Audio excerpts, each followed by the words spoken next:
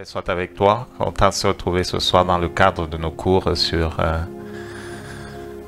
la guérison et la délivrance. Nous allons prier. Père, nous te bénissons pour ta grâce.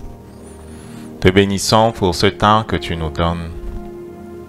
Te bénissons parce que tu es le Dieu qui a dit, là où 2 ou 3 se trouvent réunis en mon nom, je suis au milieu d'eux.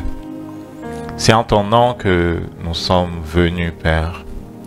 C'est en ton nom que nous prenons le temps de nous arrêter pour réfléchir à ce que proclame ta parole.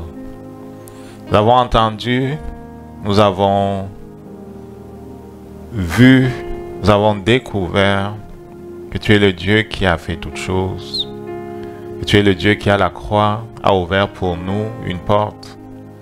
Et tu nous invites à entrer dans une vie abondante en toi.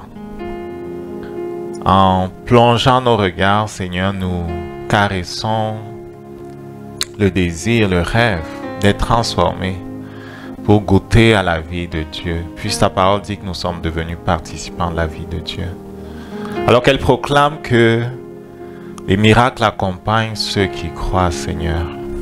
Alors qu'elle proclame que, en ton nom, les démons nous sont soumis, que nous parlons de nouvelles langues, que si nous prenons un breuvage mortel, ne fera rien, que si nous imposons les mots malais seront guéris. Alors que ta parole proclame, Seigneur, que tu es avec nous pour la confirmer, toi qui es Dieu. Nous prions que ce soir encore, il se passe quelque chose. Te bénissons pour les délivrances, pour les guérisons. Te bénissons pour la révélation. Car comme ta parole nous l'enseigne, nous sommes toujours à une révélation d'une percée que tu veux faire dans nos vies. Que tout esprit qui s'est opposé jusque-là à la manifestation de ta gloire soit lié par la puissance du Saint-Esprit et précipité dans l'abîme des ténèbres. Nous proclamons avec le Saint-Esprit que l'agneau de Dieu a été immolé et que nous entrons dans notre part, la part qu'il nous donne. Que la gloire te revienne, Jésus, toi notre enseignant. Amen. En guise de rappel, la dernière fois nous parlions des méthodes par lesquelles la guérison s'obtient ou s'administre.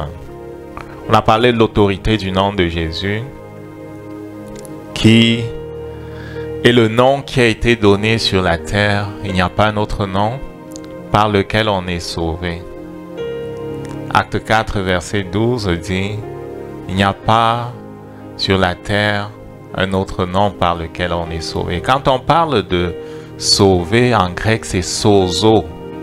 Il n'est pas seulement question du salut de notre esprit et de notre âme, mais il est question d'un salut qui est complet.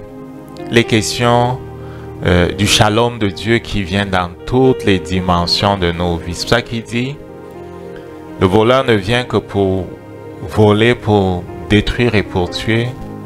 Je suis venu afin que mes brebis aient la vie de Dieu et qu'ils soient dans l'abondance. C'est de ce salut qu'il est question.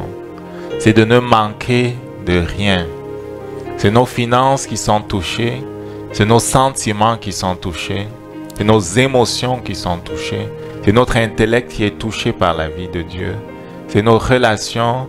C'est tous les domaines de nos vies qui sont touchés par la vie de Dieu. Parfois, on a juste vu la délivrance de la condamnation du péché. Et le salut dont il est question, qu'il s'obtient au nom de Jésus, touche à tous les pans de la vie. Donc, l'exercice de l'autorité au nom de Jésus peut se faire pour celui qui a compris quelle puissance il y a dans ce nom-là.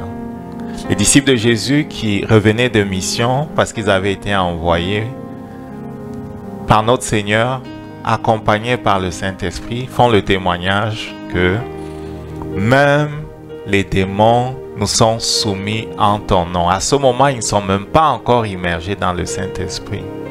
Mais la parole de Dieu et le Saint-Esprit qui va avec eux accomplir ce que Dieu veut faire. Dieu veut toucher ta vie. Dieu veut délivrer les personnes autour de nous. Le Père cherche quelqu'un qui, lisant la parole, croit ce qu'elle dit et qui agit par la foi. L'exercice de l'autorité du nom de Jésus est pour ceux qui croient. Et on avait vu dans Actes au chapitre 3 comment Pierre et Jean qui montaient au temple pour prier rencontrent cette personne qui avait été handicapée pendant des années. Cette personne désirait ou de l'argent ou de la nourriture, en tout cas quelque chose de périssable, parce que c'est ce qu'il faisait à longueur de journée. Pierre et Jean, qui étaient cette fois-là remplis du Saint-Esprit et qui avaient compris le dessein de Dieu qui est celui de faire de ceux qui croient des disciples accomplis de Jésus-Christ, connaissaient l'autorité qu'il y a dans ce nom-là. Il lui dit, regarde-nous. Regarde-nous. Et le monsieur les regarde, pensant qu'il devait recevoir quelque chose. Il leur dit, ils lui disent, l'or et l'argent nous n'avons pas, mais ce que nous avons, nous te le donnons au nom de Jésus de Nazareth. Lève-toi et marche. Il lui tient la main et il le met debout. Parce qu'il connaissait l'autorité qu'il y a dans le nom de Jésus. Et lorsque la foule vient, s'étonne, il leur dit, pourquoi vous étonnez-vous? C'est le nom de Jésus qui a redonné une entière guérison à cet homme que vous voyez. Ce n'est pas notre piété, c'est l'autorité du nom de Jésus. Je t'encourage à expérimenter dans différentes situations de la vie l'autorité du nom de Jésus. Il est question de parler à la montagne. Il est question de parler à ton corps. Il est question de parler aux situations de la vie. Pourquoi? Parce que c'est par la parole que nous régnons. La vie et la mort sont au pouvoir de la langue. C'est lui qui inspire les paroles que nous prononçons, se lèvera pour exécuter les décrets que nous faisons en son nom. Aussi faut-il que la gloire lui revienne. Amen. L'autorité du nom de Jésus.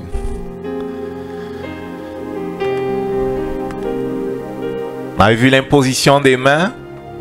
L'imposition des mains, rapidement, c'est un moyen par lequel la puissance est transférée. C'est un moyen par lequel la vie de Dieu est transférée. Dans l'ancienne alliance,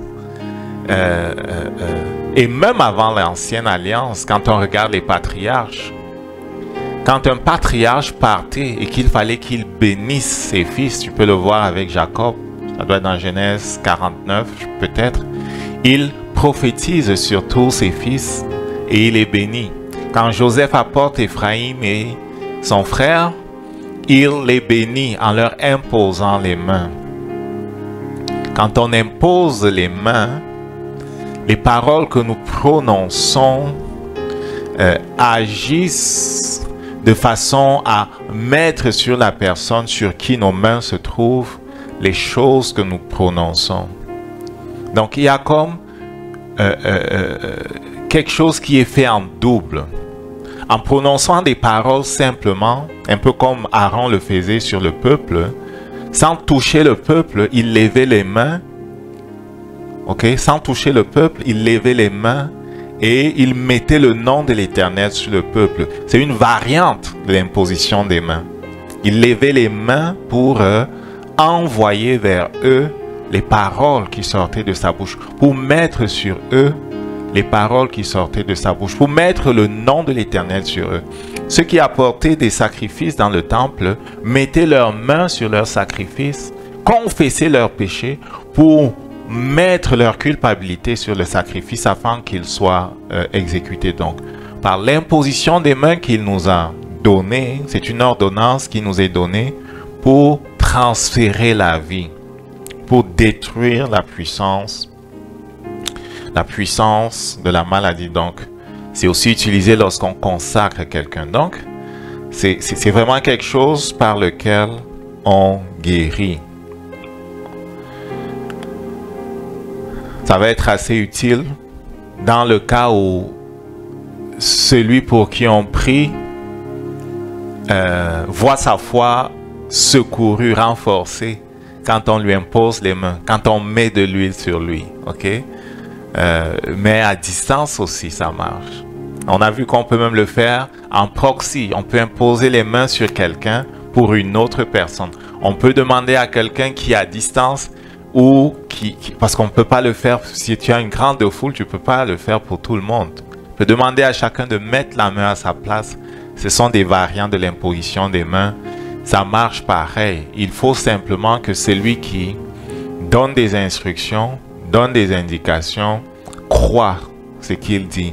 Et puisque le monde spirituel fonctionne par la foi et par les déclarations que nous faisons, ce que nous croyons, c'est ce qui va être. La prière d'accord met en action l'alliance, la puissance de l'alliance. 1 chasse 1000, 2 chasse 10 000.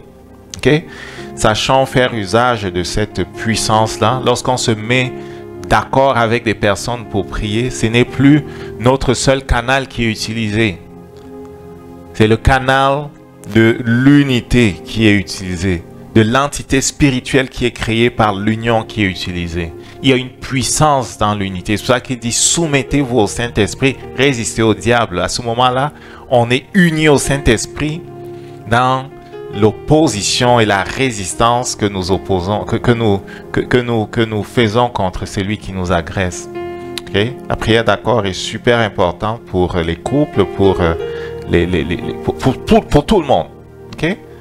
Pour tout le monde. C'est important de le faire dans le cadre de l'Église, dans le cadre aussi peut-être des personnes qu'on peut avoir comme partenaires de prière à différents niveaux. C'est super important de garder l'unité afin que la prière soit efficace, puissante.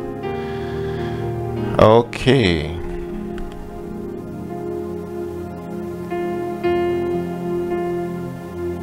On avait parlé d'autres choses. Je t'encourage à aller regarder.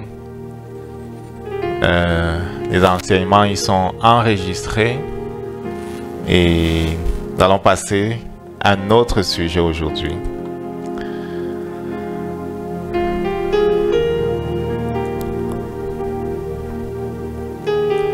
Une des raisons pour lesquelles la foi du chrétien est mise à mal, est paralysée et non fonctionnelle, et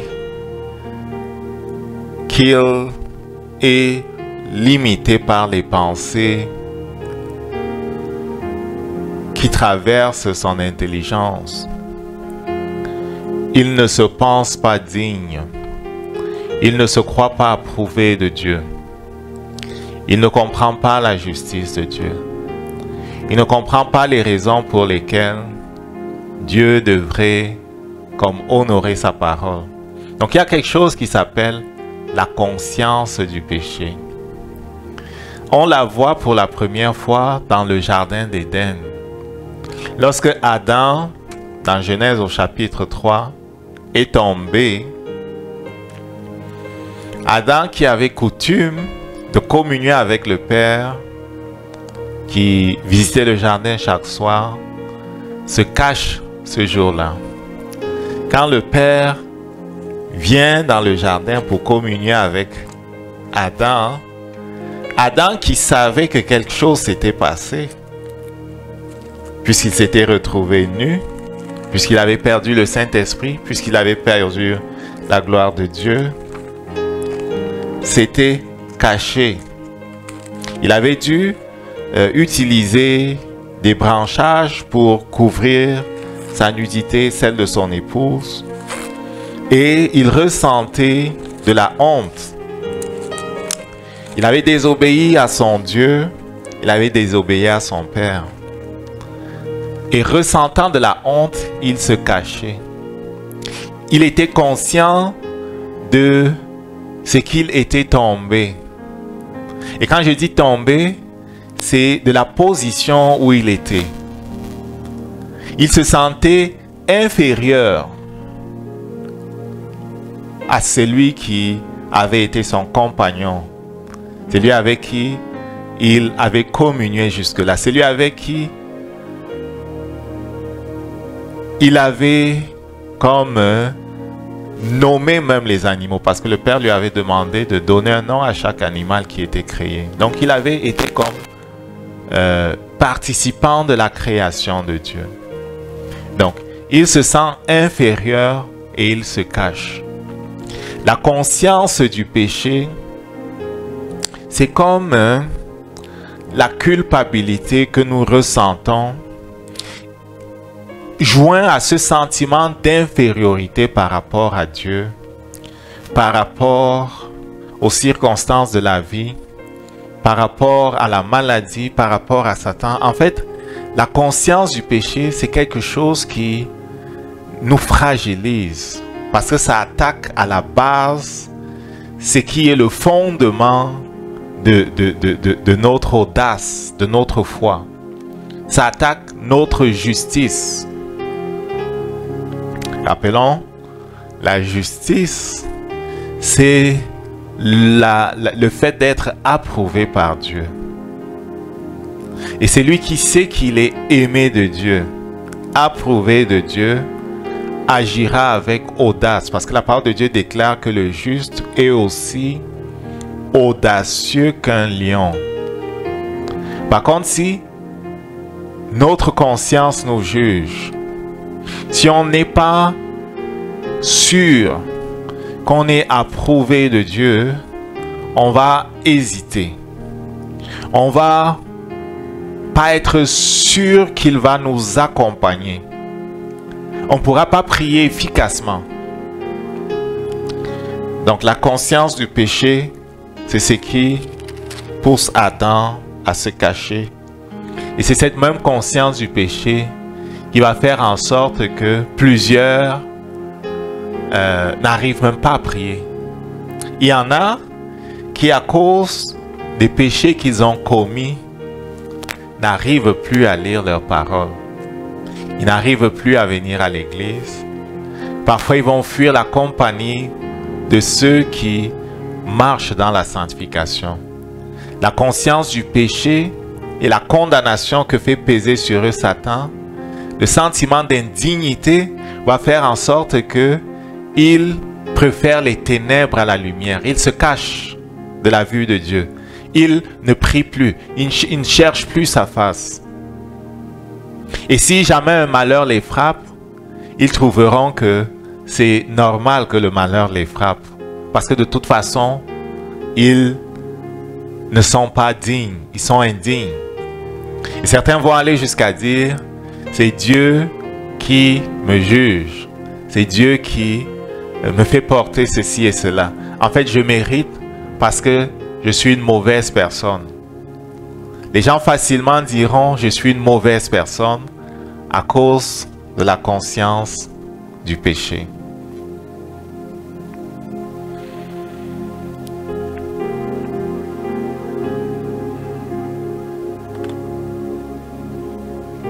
La révélation de la justice que le Père nous donne par Jésus-Christ détruit la conscience du péché. Rappelons que la conscience du péché est un facteur qui limite notre foi.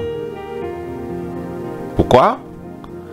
Parce que la condamnation que fait peser sur nous Satan et la conscience de ce qu'on est inférieur et qu'on est indigne fait qu'on manque d'audace et qu'on est même incapable d'approcher Dieu avec assurance. C'est un fait. Et à cause de cela, il est impossible de recevoir ce que le Père donne. Au sujet de la justice de Dieu, la parole de Dieu déclare: celui qui n'a pas commis de péché On est dans 2 Corinthiens 5 au chapitre 21. Dieu l'a fait devenir péché afin que nous devenions la justice de Dieu. Celui qui n'a pas commis de péché, Jésus-Christ, Dieu l'a fait devenir péché à notre place pour que nous devenions la justice de Dieu. Et quand on dit que nous devenions la justice de Dieu, ce n'est pas quelque chose qui est dans le futur. C'est quelque chose qui est immédiat. C'est quelque chose qui est immédiat. Nous devenons la justice de Dieu au moment où nous mettons notre confiance dans le sacrifice de la croix. Nous devenons la justice de Dieu au moment où, comprenant ce qui s'est fait à la croix, nous mettons notre confiance en Jésus afin d'être pardonnés.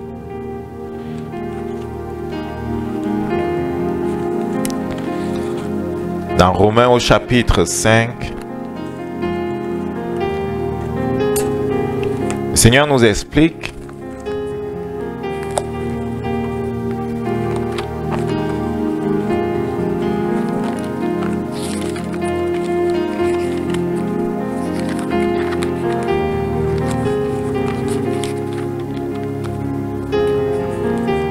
des choses surprenantes, étonnantes et pourtant super importantes pour marcher dans la foi. Le fondement sur lequel s'appuie la foi, c'est la justice. La justice est attaquée par la conscience du péché. Tant que la conscience du péché est là, nous nous sentons condamnés, indignes. Nous nous voyons inférieurs vis-à-vis de Dieu, vis-à-vis de Satan, vis-à-vis de la maladie. Nous nous voyons sans force. Mais quand nous comprenons la justice, quand nous comprenons notre union à Jésus, les choses changent. On peut exercer la foi. Dans Romains chapitre 5, à partir du verset 12, c'est pourquoi, comme par un seul homme, le péché est entré dans le monde, et par le péché la mort, et qu'ainsi le péché s'est étendu sur tous les hommes, parce que tous ont péché, car jusqu'à la loi, le péché était dans le monde. Or, le péché n'est pas imputé tant qu'il n'y a point de loi. Cependant, la mort a régné depuis Adam jusqu'à Moïse, même sur ceux qui n'avaient pas péché par une transgression semblable à celle d'Adam, lequel est la figure de celui qui devait venir. Adam est la figure de celui qui devait venir. C'est important de le saisir. Plusieurs choses dans l'Ancien Testament sont l'image et l'ombre de celui qui vient, de celui en qui nous sommes. Et si nous saisissons le parallèle qui est dans l'Ancien Testament, si nous comprenons ce qui est dans l'Ancien, c'est lui qui est, comment dire ça? C'est lui qui accomplit les desseins de Dieu, Jésus, et qui institue la nouvelle alliance, réalise pour nous en bien toutes les choses qui, par exemple, à Adam, nous avaient causé du tort. Je vais m'expliquer. Revenons ici, c'est ce que le Saint-Esprit essaie de dire. Le Saint-Esprit dit, Adam est la figure de celui qui devait venir. La mort a régné sur toute l'humanité depuis Adam, sans que ceux qui sont sortis d'Adam n'aient eu besoin de commettre, comme leur père, un quelconque péché. En fait, il dit, ils sont nés dans le péché. La parole de Dieu déclare, tous ont péché et sont privés de la gloire de Dieu. Romains 3, verset 23. On est tous pécheurs. On est tous dominés par la mort et le péché en vertu de notre filiation à Adam. Nous naissons esclaves à cause du lien que nous avons avec Adam. Personne n'a à faire aucun effort. C'est par défaut la nature dans laquelle nous entrons dans le monde. Celle du péché, elle règne sur tous. C'est pour ça qu'il n'y a pas un seul juste. Mais le Saint-Esprit voudrait que l'on comprenne que de la même manière que sans qu'on eût besoin de rien faire, la mort et le péché règnent sur nous. Adam, qui est la figure de celui qui vient, nous permet de comprendre que l'acte d'obéissance de celui qui vient produit un bénéfice que nous jouissons sans avoir besoin de rien faire. De la même façon que nous n'avons pas eu besoin de faire quoi que ce soit pour être dominés par le péché et par la mort. Je vais relire ça. C'est pourquoi, comme par un seul homme, le péché était entré dans le monde, et par le péché la mort, et qu'ainsi la mort s'est répandue sur tous les hommes, parce que tous ont péché, tu comprends? Tous sont dominés par le péché, parce qu'ils sont enfants d'Adam.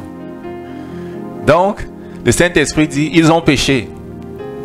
En fait, ils sont de la même nature qu'Adam. C'est ce que ça veut dire. On n'a pas d'effort à faire. On est de la même nature d'Adam.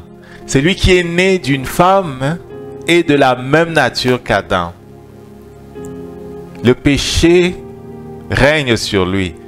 Satan règne sur lui. La maladie règne sur lui. Les démons règnent sur lui. En tant qu'esclave de Satan, la mort et le péché règnent sur l'homme. Et il n'a pas d'effort à faire. C'est ce que le Saint-Esprit dit. C'est bien important de le comprendre.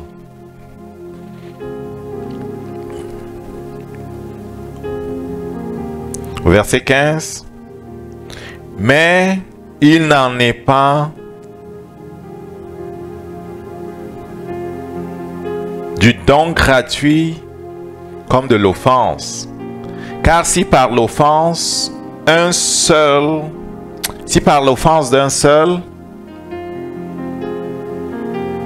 il en est beaucoup qui sont morts, l'offense d'un seul c'est Adam, tous sont morts en fait, à plus forte raison, la grâce de Dieu et le don de Dieu, la grâce de Dieu et le don de la grâce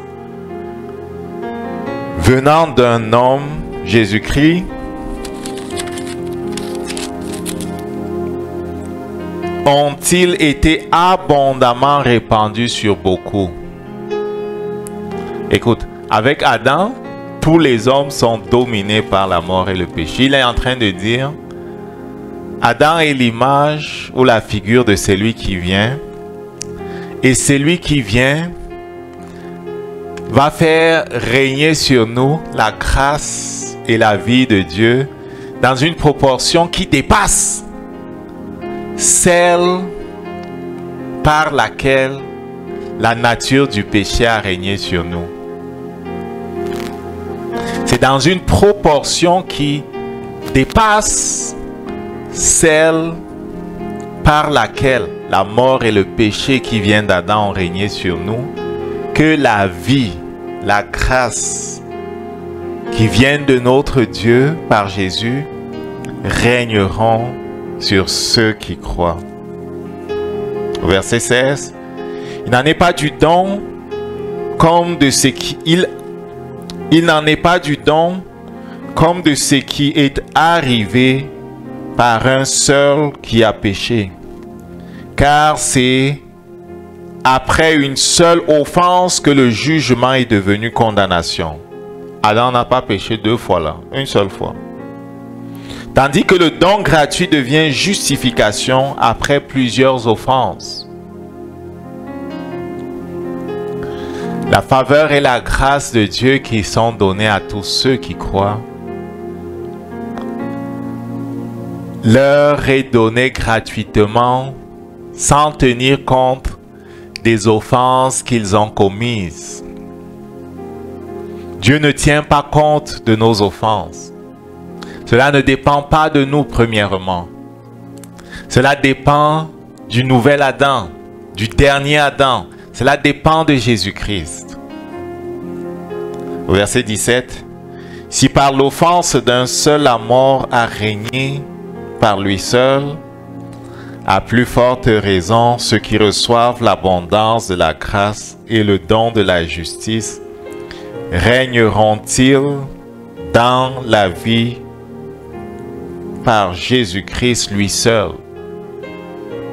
C'est par Jésus-Christ que nous régnons. Il y a un parallèle entre la race d'Adam, si tu veux, la race adamique, ou si tu veux encore, la nature du péché et la nouvelle création. La nouvelle création qui vient par Jésus. Il y a un parallèle. Adam est la tête de la première famille. Jésus est la tête de la deuxième famille. La première famille subit des choses en vertu du seul acte de leur tête. De la même façon, les bénéfices dont nous jouissons ne dépendent pas de nous, mais de notre tête, Jésus-Christ. Quand nous comprenons que cela dépend de notre tête qui est Jésus et non pas de nous, et qu'il nous suffit de demeurer en lui, on peut parler le langage de Dieu lorsqu'on parle de nous, lorsqu'on parle de la nouvelle création. Ça, c'est un point super important. La conscience du péché mine la foi de plusieurs. La conscience du péché pousse plusieurs à se considérer seulement du point de vue naturel. Plusieurs disent « je ne suis qu'un homme ». Plusieurs disent « je ne suis qu'un homme ». Ils se regardent toujours de manière naturelle, alors que le Saint-Esprit dit qu'on ne devrait plus se regarder de manière naturelle. Plusieurs se couchent et se soumettent à la maladie, à la mort, aux circonstances de la vie, parce qu'ils disent, ben ça arrive à tout le monde. À tel âge on a ceci, à tel âge on a cela. Et c'est un miracle si un couple ne divorce pas. C'est normal que tout le monde parle d'une certaine façon et se soumet à un certain nombre de choses parce que la conscience du péché dit « je ne suis pas parfait ». Là où les hommes disent « je ne suis pas parfait », le parallèle que le Père fait entre Adam et sa descendance Et Jésus et sa descendance est contraire à ce que nous disons. Au sujet d'Adam et sa descendance, le Père dit, ils n'ont besoin de rien faire. Ils sont rebelles, ils sont dominés par la mort et le péché, en vertu seulement de l'acte de péché que leur tête a commise. Et il dit aussi, pareillement, la nouvelle création bénéficie de la vie de Dieu, de la justice de Dieu, de la faveur de Dieu, de la grâce de Dieu. Non pas en vertu des actes qu'ils commettent eux-mêmes, je parle des enfants de Dieu, mais en vertu de l'acte de justice que leur tête a commis. C'est la justice de Jésus qui nous est imputée par la foi. C'est la nature de Jésus qui nous est imputée par la foi. Quand il dit, c'est lui qui n'a pas commis de péché. Dieu l'a fait devenir péché pour que nous soyons la justice de Dieu. Il ne parle pas du futur. Il parle de maintenant. C'est lui qui met sa confiance dans la croix et transféré maintenant du royaume des ténèbres au royaume de lumière. Et alors qu'il est recréé en Jésus-Christ et transféré dans le royaume de lumière, il est la justice de Dieu. Il bénéficie instantanément des privilèges que l'acte d'obéissance de Jésus a acquis à Jésus. Jésus prie, Père, glorifie-moi de la gloire que j'avais auprès de toi. Et Jésus-Christ qui s'est humilié, on peut le voir d'après Philippiens 2, est élevé au-dessus de tout. En sorte que dans le ciel, sur la terre, sous la terre, tout genou fléchit au nom de Jésus. Jésus-Christ est élevé au-dessus de tout. Si donc le Père nous place en Jésus-Christ, nous sommes élevés au-dessus de tout. Si donc le Père nous place en Jésus-Christ, la sainteté de Jésus-Christ est notre sainteté. Si le Père nous a placés en Jésus-Christ, la justice de Jésus est notre justice. Et quand le Père nous regarde, il voit les mérites de Jésus en nous. Il voit la nature de Dieu en nous. Ce ne sont pas nos actes qui importent. Ça ne compte pas nos actes. Ce que nous faisons nous limite, c'est sûr. Je ne suis pas en train de dire qu'on peut vivre comme on veut. C'est impossible pour quelqu'un qui est né de nouveau de vivre comme il veut. Ce n'est pas un sauf-conduit, comment dire ça? Ce n'est pas une licence pour aller vivre dans le péché. Le Saint-Esprit le dit encore et encore. Mais le Saint-Esprit voudrait que l'on comprenne le miracle qui s'est fait et la grâce que nous avons reçue. Parce que si nous ne comprenons pas la grâce que nous avons reçue, si nous ne comprenons pas la nature de la justice que nous avons en lui, nous allons être dominés. Satan viendra toujours et dira, tu ne mérites pas ceci, tu ne mérites pas cela, tu n'es pas assez bon, tu n'as pas fait ci, tu n'as pas fait ça. Là où le Père dit que cela ne dépend pas de nous, Satan voudra nous restreindre en disant, ben, tu n'as pas prié là, tu n'as pas jeûné, tu n'as pas lu la Bible ce matin, tu ne pourras pas prier assez fort là, ça ne va pas marcher. Ce que nous faisons, c'est vrai, nos limites. Celui qui pêche offre le flanc à Satan. Si nous apprenons à demeurer en lui, si nous apprenons à demeurer en lui et à penser comme il pense, nous allons faire comme Jean et Pierre ont fait. Regarde ce qu'ils disent. Regarde ce qu'ils disent. Actes au chapitre 3, on va revenir dans Romains au chapitre 6 tantôt. Actes au chapitre 3, regarde comment ils parlent. Ils ont compris ce que le Seigneur enseigne dans Romains au chapitre 5 où j'étais tantôt là.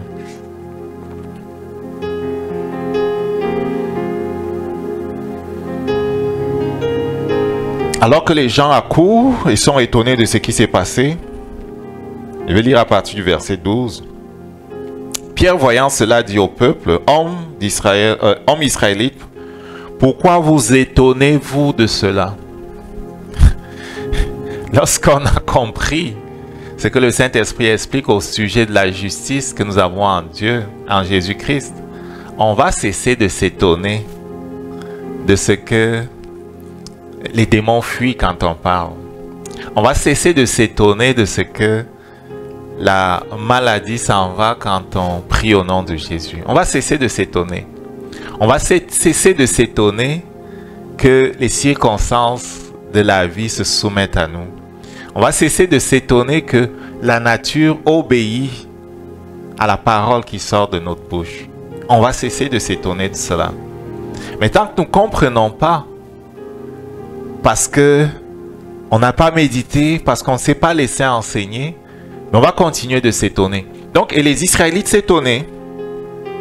Pourquoi avez-vous les regards fixés sur nous comme si c'était par notre propre puissance ou par notre piété que nous eussions fait marcher cet homme? Tu comprends?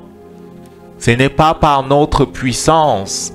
Ce n'est pas par notre force.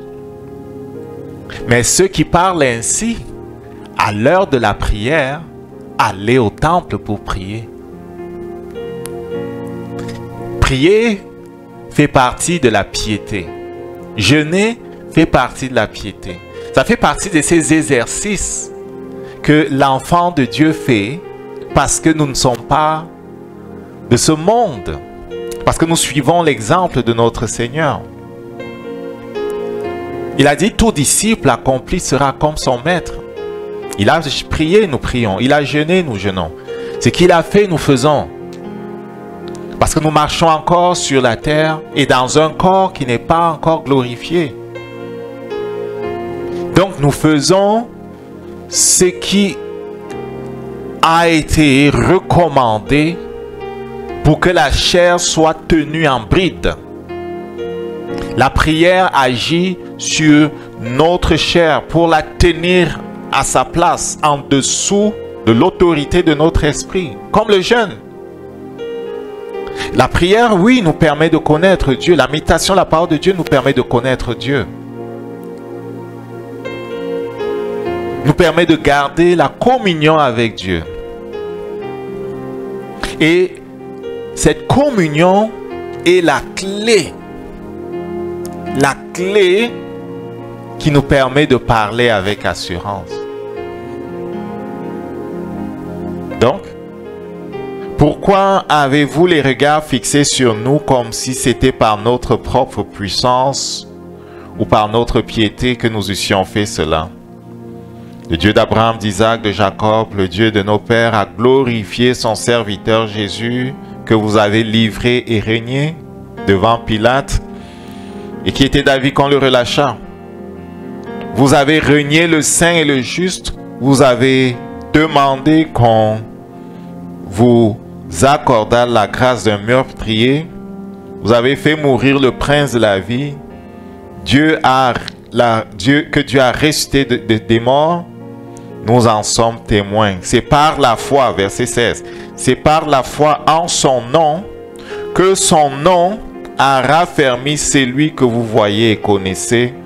C'est la foi en lui qui a donné à cet homme cette entière guérison en présence de tous. Ceux qui parlent ont compris que c'est Jésus, le tête de fil de la nouvelle alliance. Par son acte d'obéissance, c'est lui qui brise la puissance de Satan, qui brise la puissance de la mort, qui brise la puissance du péché et nous fait participer à la vie de Dieu. Notre Dieu règne. Quand notre Dieu règne, les ténèbres fuient, Satan fuit, la mort fuit. Nous participons à la vie de Dieu Et le Saint-Esprit nous enseigne, en tant qu'enfants de Dieu, à résister à celui qui est dans ce monde. Et à nous attendre qu'en vertu de l'acte d'obéissance de Jésus-Christ, il se soumette, ou plutôt, il soit soumis par les anges qui obéissent, ou forcé, contraint de se soumettre, de se retirer par les anges qui obéissent à la voix de la parole de Dieu qui sort de notre bouche. Je vais revenir dans Romains au chapitre 5, je vais lire le verset 18. Ainsi donc, comme par une seule offense, la condamnation a atteint tous les hommes, de même par un seul acte de justice, la justification qui donne la vie s'étend sur tous les hommes. Car comme par la désobéissance d'un seul, beaucoup ont été rendus pécheurs, de même, écoute bien, de même, par l'obéissance d'un seul, beaucoup sont rendus justes. Mon frère, nous sommes rendus justes. Nous sommes rendus justes en vertu de l'acte d'obéissance de notre Seigneur. C'est ça le sens de la justice, qui est le fondement de notre autorité, de notre foi, de notre capacité à nous approcher de Dieu avec assurance, parce qu'on se sait aimer, accepter. Parce qu'on a compris que il voit en nous Jésus. Il nous voit revêtus de la justice de Jésus. Il ne nous voit pas d'abord nous, il voit Jésus. Et puisque nous savons que nous sommes participants de sa vie, maintenant nous nous disciplinons. Il nous demande de nous fortifier, de nous discipliner, de garder nos vêtements propres, de nous garder du péché, puisqu'on est enfant de Dieu, on n'est plus de monde, on est enfant de lumière. On ne peut plus continuer de faire comme avant. Et le fait de se garder garde notre conscience propre, claire, pure.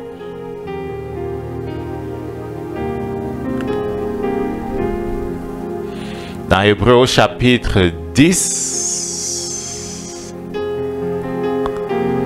à partir du verset 1, mais je veux que tu vois ce qui est au verset 2. Je veux commencer à lire au verset 1.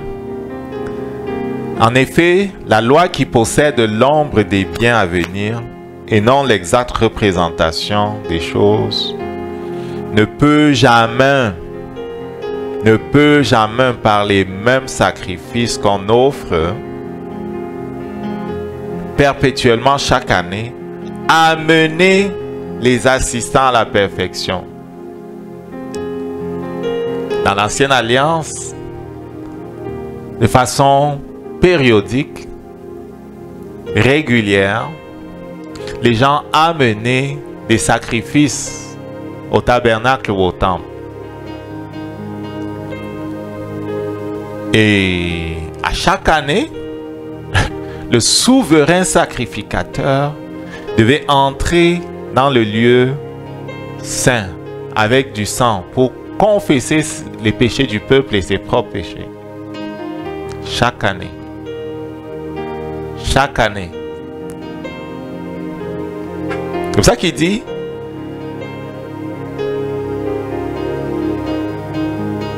la loi qui possède l'ombre des biens à venir, les biens à venir c'est Jésus. Souviens-toi toujours, l'ancien pointe vers le nouveau dans lequel nous sommes privilégiés. Mais c'est très bien de comprendre l'ancien parce que il nous permet de comprendre ce dans quoi nous sommes. Parce que dans l'ancien se trouve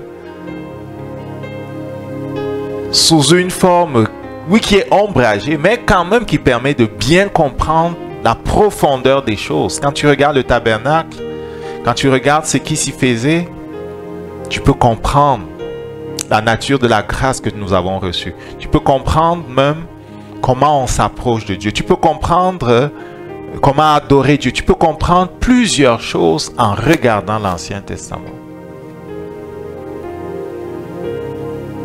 Donc, il dit, ça ne peut jamais, par les mêmes sacrifices qu'on offre perpétuellement, chaque année, amener l'assistant à la perfection. Si c'était possible, regarde ce qu'il dit au verset 2, si c'était possible, autrement, n'aurait-on pas cessé de les offrir, parce que ceux qui rendent ce culte, étant une fois purifiés, n'auraient plus aucune conscience de péché, de leur péché? Si la loi sanctifiait vraiment les Hébreux et ceux qui pratiquaient toutes les ordonnances, oui, qui venaient du Père, oui, elles venaient du Père.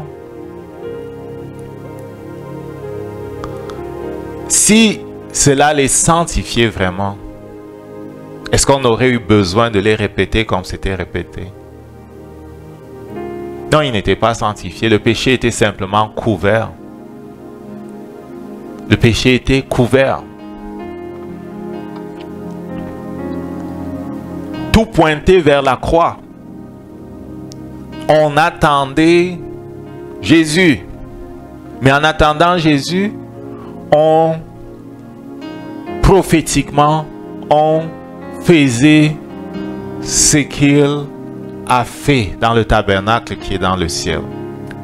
Le souverain sacrificateur immolait l'agneau qui représente l'agneau de Dieu, prenait le sang, aspergeait, mettait sur les cornes de l'autel de sacrifice, mettait sur les cornes de l'autel de l'encens. Les cornes représentent la puissance. Le sang sur les cornes parle de la puissance du sang de celui qui venait. On en aspergeait sur les rideaux, sur le rideau qui séparait le lieu saint du lieu très saint. Ça parlait de la mort de celui dont le corps a été déchiré pour offrir un accès à la présence de Dieu. Et quand on entrait dans la présence de Dieu, justement, on a mis sur le propitiatoire ce couvercle en or de ce coffret dans lequel se trouvait la loi, un peu comme pour signifier que le sang couvre la loi afin que Dieu ne voie pas la transgression des péchés. Mais tout le temps, il y avait transgression de péché.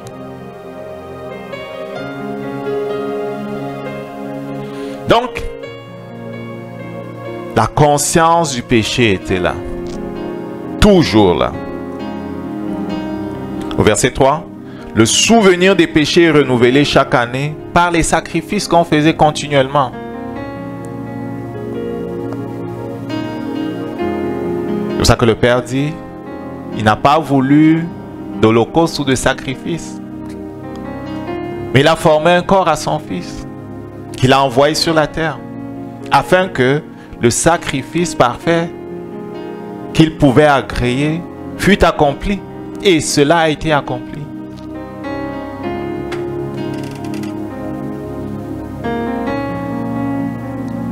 La conscience du péché, ça paraît encore plus bas dans le verset 22.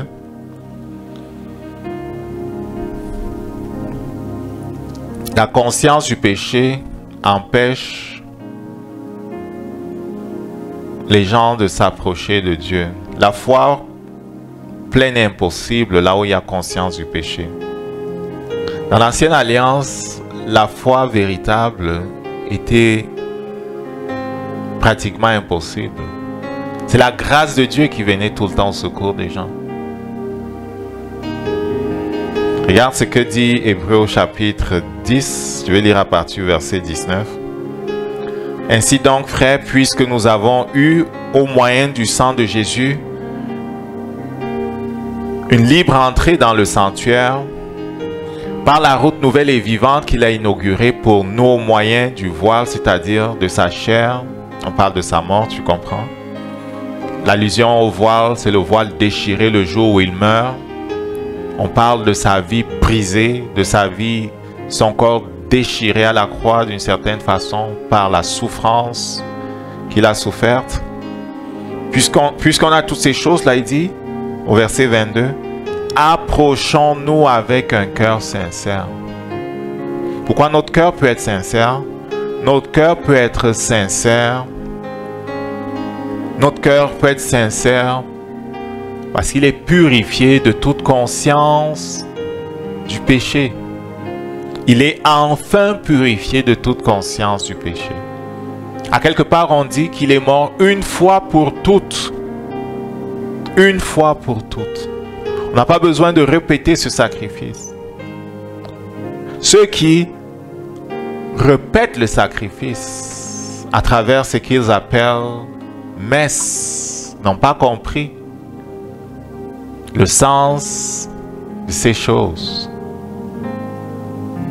On ne peut pas répéter le sacrifice.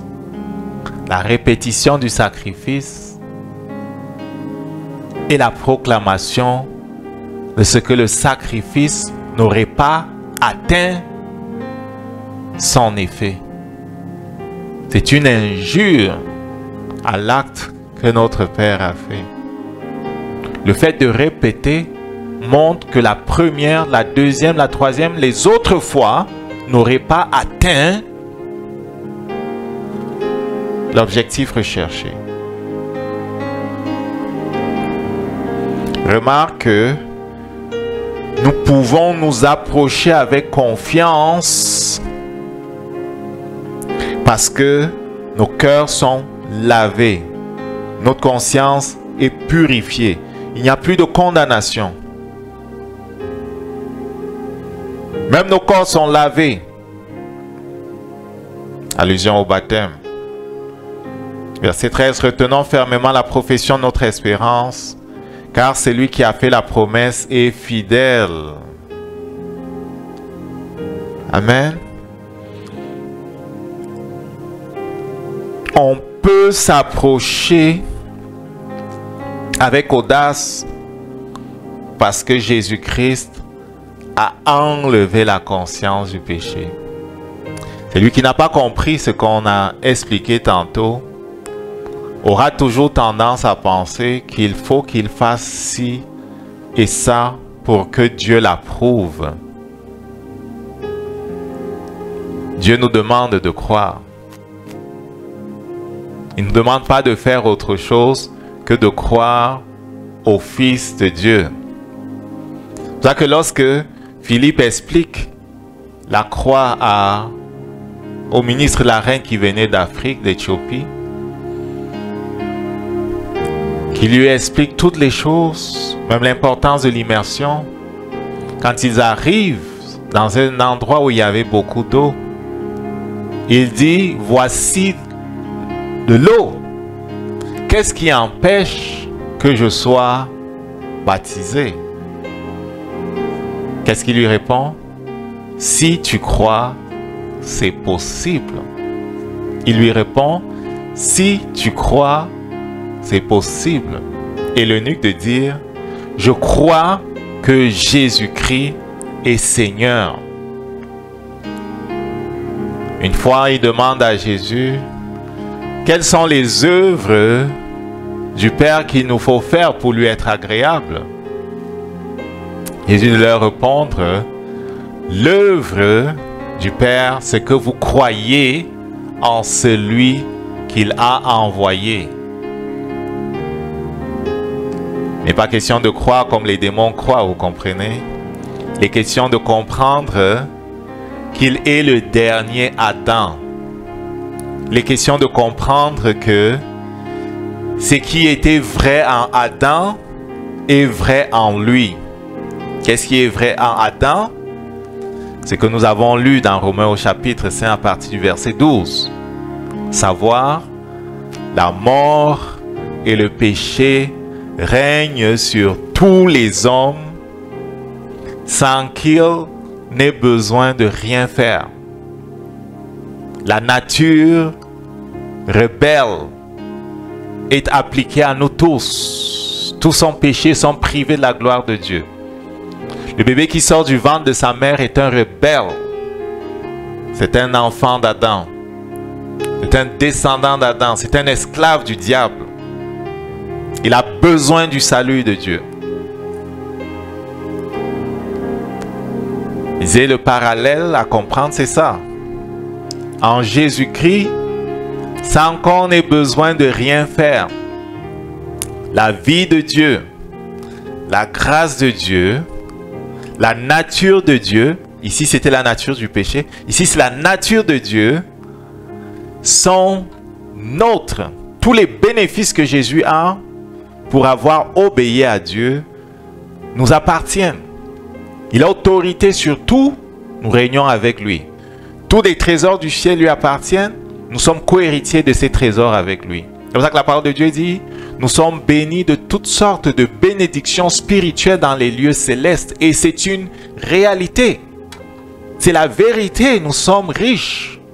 Quand bien même, naturellement, nous n'aurions pas compris comment faire, comment transférer les choses, quand bien même nous en serions là où se trouvait ce fils aîné de Luc 15, qui ne comprenait pas que ce que le Père avait lui appartenait aussi, quand bien même nous serions à cette place-là, il ne demeure pas moins que nous sommes riches. Des princes qui ne savent pas qu'ils sont princes, des héritiers qui ne savent pas qu'ils sont riches, des gens qui ne sont pas au courant des richesses qu'ils ont, il y en a des foules, tu comprends? Qu'est-ce qu'on va faire? On va mettre ici la parole de Dieu. Et on va s'assurer de comprendre que c'est par Jésus que nous avons tout. Et que notre part, c'est de marcher comme il a marché.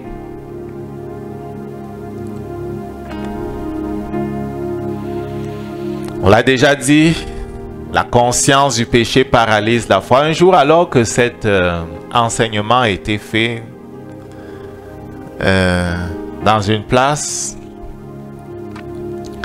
un homme s'exclame et dit à l'homme de Dieu qui est exposé sur la conscience du péché, s'il n'y avait pas cette chose que vous appelez la conscience du péché, j'aurais la foi. En fait, il était malade. Il dit, s'il n'y avait pas cette chose que vous appelez la conscience du péché, s'il n'y avait pas ça là, j'aurais la foi. Et si je parvenais à avoir la foi, j'aurais ma guérison. Il était malade, et après avoir compris l'enseignement, il se rend compte que il n'a pas encore reçu la guérison parce qu'il s'est laissé limiter dans l'exercice de sa foi par la condamnation qui venait du diable, par la conscience du péché. Combien de gens sont cloués dans leur lit pendant des jours, des mois, des années parce qu'ils n'ont pas compris le sens de la justice que notre Seigneur enseigne. Ils n'ont pas compris que ce n'est pas nous et que c'est lui. Ils n'ont pas compris que on doit se débarrasser de cette conscience du péché. Tant qu'elle demeure, la foi ne peut pas fonctionner. La foi ne peut pas fonctionner. Et le monsieur doit continuer.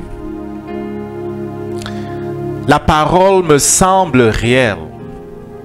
La parole de la guérison me semble réelle. Quand on explique les choses, à quelque part, notre cœur, comme Paul explique dans Romains 7, notre entendement dit, mais c'est vrai. C'est vrai. Quelque chose en moi dit que c'est ça. La loi dans l'entendement.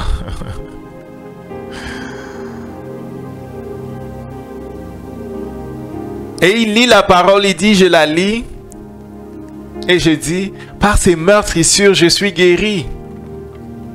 Et pourtant, dans mon intelligence, j'entends une autre voix qui dit, mais la douleur est toujours là. C'est quelqu'un qui a déjà eu à combattre la maladie. Hey, c'est tough. Mais si tu n'apprends pas à dominer ton corps, tu n'apprends pas à t'élever au-dessus de ce que tu ressens, ça va pas être facile. Ça va être pratiquement impossible. Parce que la parole de Dieu déclare, 1 Pierre 2, verset 24, « Par ces meurtrissures, nous avons été guéris. » Tu le lis, tu te réjouis, tu le proclames. Mais tout en le proclamant, tu sens la faiblesse dans ton corps. Tu sens la fièvre dans ton corps. Tu sens que il y a, si tu veux, la maladie en toi, tu comprends, dans ta chair. C'est là où la lutte s'engage. De quel côté je vais pencher? De quel côté je vais pencher? Le monsieur de dire, je trouve que je donne continuellement 2 témoignages, l'un avec mes lèvres, l'autre avec mon intellect. Je vais l'expliquer un peu. C'est-à-dire, il va confesser avec le Saint-Esprit sa guérison, mais d'un autre côté, ses yeux vont se poser sur ce qu'il ressent dans son corps. Donc il y a comme une lutte.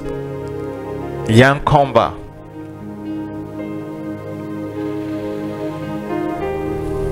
Cela vient de ce que la foi n'est pas posée sur le fondement de la justice. La révélation de la justice n'est pas parfaite encore. Et tant que la révélation de la justice n'est pas parfaite, l'homme ne peut pas dominer.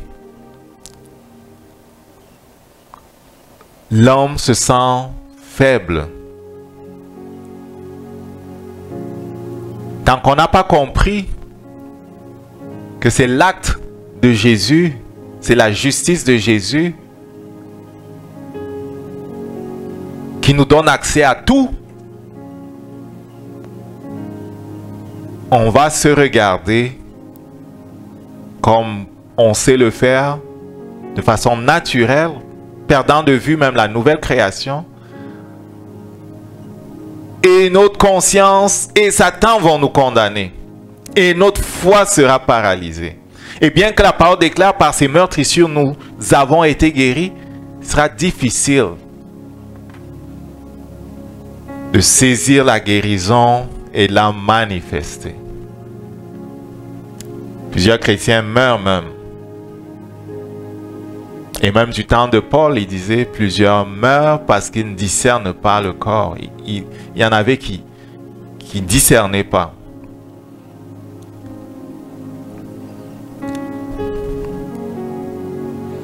Nous avons besoin de comprendre ces choses. Dieu vient à notre secours. La parole de Dieu déclare, béni soit Dieu le Père, notre Seigneur Jésus-Christ, qui nous a bénis de toutes sortes de bénédictions spirituelles dans les lieux célestes, à Ephésiens 1 verset 3, c'est la vérité. Nous sommes bénis de toutes sortes de bénédictions spirituelles dans les lieux célestes. Nous sommes riches, notre héritage c'est celui de Jésus. Mais le transfert n'est pas possible si la foi est paralysée. La foi, c'est le bras qui transfère les choses sur la terre. On voyait avec l'étude biblique l'autre jour, c'est la façon de posséder. C'est comme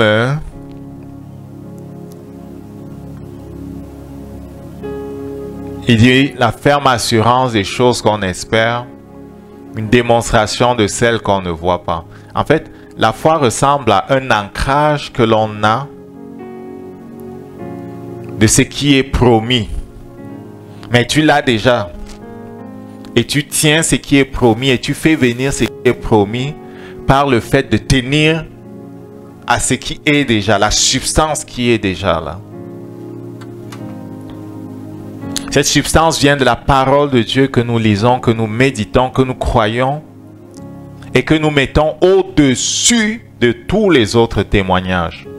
En fait, on prend le témoignage de notre Seigneur sur lequel on médite et encore au point où cela nous remplit et cela ferme la bouche même au témoignage de notre corps. En sorte que même s'il y a la douleur dans mon corps, je refuse de lui accorder de l'importance. C'est pas toujours facile, mon ami. Il y a des fois, tu vas te coucher et te reposer un peu. Mais tu vas te relever et tu vas combattre.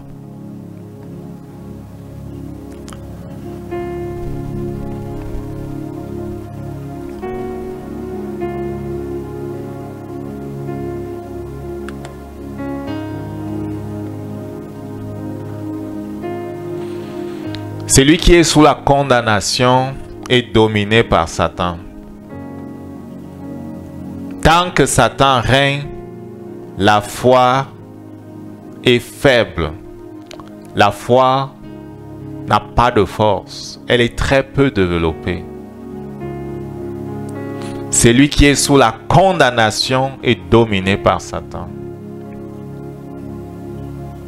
Dans les Écritures, on peut voir, surtout dans le Nouveau Testament où les choses sont bien expliquées, qu'est-ce que Jésus a fait et quel est le bénéfice que nous avons de l'acte qu'il a posé. On se rend compte que en Jésus, nous avons une rédemption qui est complète. On se rend compte qu'en Jésus-Christ, Satan a été vaincu totalement. Et c'est bien de le comprendre. On se rend compte que il est impossible que ceux qui croient soient accusés. Parce que c'est lui qui est mort pour eux, a payé le prix. S'il a payé le prix de ma délivrance, pourquoi j'accepterai encore de souffrir? Pourquoi j'accepterai d'être privé? S'il a payé le prix pour que je ne sois pas privé, tu comprends? C'est de ça qu'il est question. C'est juridique. Après, c'est est-ce que je crois ce que je lis dans la parole? Si je crois ce que je lis dans la parole, est-ce que je pose des actes qui correspondent à ce que je crois? La foi agit. La foi pose des actes. Et c'est en agissant par des actes précis et concrets qu'on la développe. Qu'on la développe. Il ne suffit pas de méditer et méditer encore et méditer encore. Il faut mettre en pratique la parole. Si tu ne la mets pas en pratique, tu ne la possèdes pas encore. Il faut mettre en pratique dans des situations réelles. Il faut mener des combats. Et donner au Saint-Esprit la possibilité de nous montrer que la parole est la vérité. D'établir de façon vraie pour nous que Jésus-Christ est Seigneur.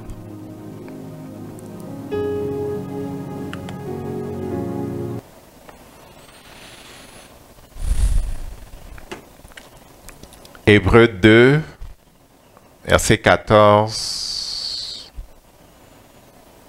Ainsi donc, puisque les enfants participent au sang et à la chair, il a également lui-même participé afin que par la mort, il anéantisse celui qui a la puissance de la mort, c'est-à-dire le diable. Par sa mort à la croix, Jésus a anéanti Satan. C'est un fait. Dans le ciel, c'est un fait. Satan lui-même sait ça, c'est un fait. Mais il essaiera parfois de bluffer. Donc souviens-toi, à la croix, notre Dieu a anéanti sa puissance, a annulé, rendu nulle sa capacité à nous nuire. C'est pour ça qu'il dit, vous êtes donné le pouvoir de marcher sur les serpents et sur les scorpions et sur toute la puissance de l'ennemi. Qu'est-ce qu'il dit? Toute la puissance de l'ennemi. Qu'il vienne du ciel, des montagnes, des forêts, du royaume des eaux, quel que soit le lieu à partir duquel ils viennent, des cimetières, de n'importe où, Jésus dit toute la puissance de l'ennemi. Et il ajoute, voici rien ne pourra vous nuire. Ils peuvent se lever, mais si nous avons compris que ce n'est pas nous, mais que c'est Jésus, je reviens dans Romains au chapitre 5, ce n'est pas nous, c'est Jésus. Ici, c'est Jésus qui a annulé leur capacité à nous nuire, qui les a détrônés, dépouillés. Si nous comprenons ça, et que cette parole est sur notre bouche, lorsque nous allons leur résister, nous dirons ce que le Saint-Esprit dit. C'est ça, se soumettre au Saint-Esprit. Dire ce que le Saint-Esprit dit. Le dire avec force. Le dire comme n'étant pas prêt à changer de position. On ne change pas de position. On ne change pas de position. Parce qu'on a compris ce qui s'est fait à la croix. On refuse quelque chose d'autre. Il fuira loin de vous, dit le Seigneur. Que cela prenne 1 seconde, 2 heures, 4 jours, c'est pas important. Il doit fuir parce qu'il n'a pas le droit d'être là. C'est de cette témérité qu'il est question. Cette force de caractère qu'il est question. Face aux circonstances de la vie, face à la maladie, face à ceux qui se lèvent contre la parole de Dieu dans nos vies. Dans Apocalypse au chapitre 1 au verset 18, je lis à partir du verset 17. Quand je le vis, je tombais à ses pieds. C'est Jean qui a la révélation de Jésus, la vision de Jésus.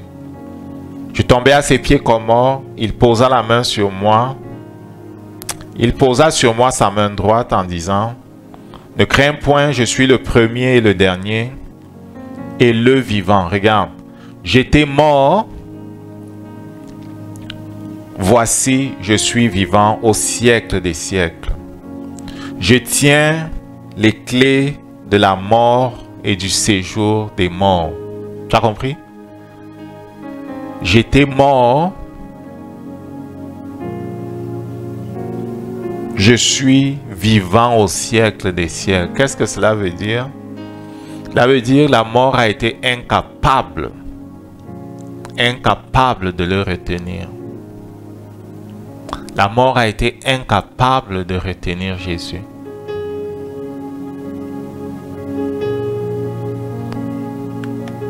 Si la mort est incapable de retenir Jésus,